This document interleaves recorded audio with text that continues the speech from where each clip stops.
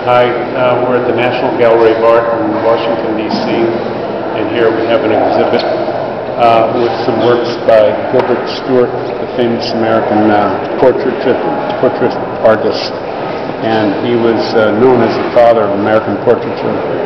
I think probably the most important thing about him is that he created a completely different style away from the British and the Royal Academy of England and Sir Joshua Reynolds, who they put all the priority on showing somebody's rank or social standing or even their breeding, their bloodline and so forth. But what Gilbert Stuart was out to accomplish was to bring out the character and personality, not just the likeness, what are the features of the face show or something like that, but actually the personality and character of the person. Now this is, he actually did 3 famous paintings of George Washington. This is the second one, but it's probably the most famous. This was the Anthem portrait, and he was kind of a psychological fortress, George Washington was, and it was always, all the painters that tried to do Washington always found him to be difficult. And so Martha Washington commissioned this painting, and what she would often do is have friends come over and try to tell jokes and try to loosen him up. And all the painters thought he was a difficult person to try to...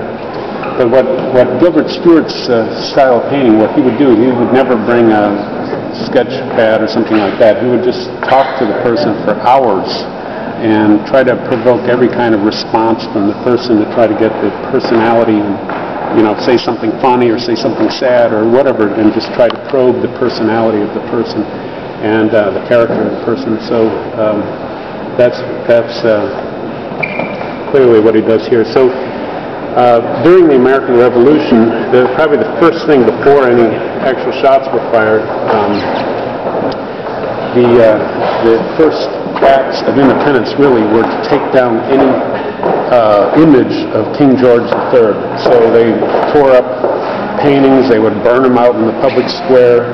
I know there was at least one big giant statue of King George III where they melted it down and used the lead to make bullets and so forth. And so immediately during the American Revolution it was important to have something to take the place of King George, of his images. So they needed something to unify the country. And what's interesting is George Washington was the one national institution was the Continental Army. The head of it was George Washington, who insisted that his soldiers fight not for their individual colony, but that they fight for the nation as a whole. And George Washington quickly became the national symbol of both resistance and also the symbol of a unified national effort. And it's funny because even the national flag was a big battle on what the flag should look like and so forth. But one thing that everybody could agree on was George Washington. So this is probably the one painting that everyone... there were many competitors that also did Washington, but this is the one you could even say national icon, and this was by Gilbert Stuart. That he's actually a little bit slightly disfigured around the mouth because they put in he was wearing his false teeth, which was a little bit difficult for him.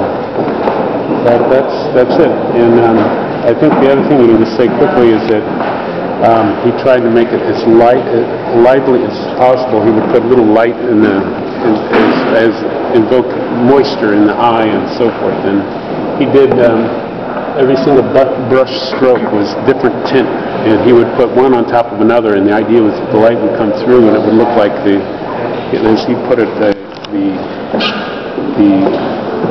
blood is visible through the skin and so forth. He wanted to, this is a human being, and he wanted to come out.